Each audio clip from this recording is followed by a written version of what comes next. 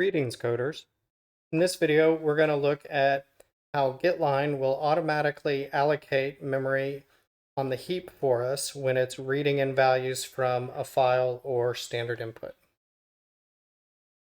Function signature for getline. Getline returns the number of characters read in, or -1. And then notice that this is different from stirdup, where stirdup return a character pointer. Getline does not. As a result, in order to be able to allocate new memory on the heap and return it back, to be able to return back the pointer to the memory allocation, we have to use a double pointer because C's function parameters are passed by value. And this double indirection allows us to pass back the allocated address. And so what you usually pass in to getline is a single string pointer, but the address of the string pointer that takes up this first indirection. And then the function is then able to allocate to this part of the pointer and get it back out.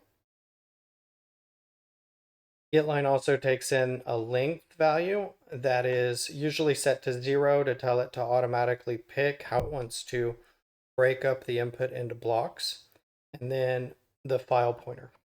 And as we said, getline automatically allocates the string on the heap for us, which is handy. And it can read input of virtually any size. Let's take a look at a quick example. In this one, we set up a character pointer to heap string that starts out at null. We set size t len equal to 0, and then we call getline. And we send in the address of heap string, because heap string is just a single pointer, and then the address of len, and then we're going to use standard input. The user enters in TARDIS \n, so notice just like fgets, getline includes the \n entered by the user. And then it ends it with a /0 or a null terminator. But all of this is allocated on the heap, and at the same time, the value that we passed in receives that address where the C string begins. And so in this case, when we print the output, it'll be TARDIS with a new line at the end, and so our single quote, this single quote will end up on the other line. And then when we free the heap string, it's no longer allocated.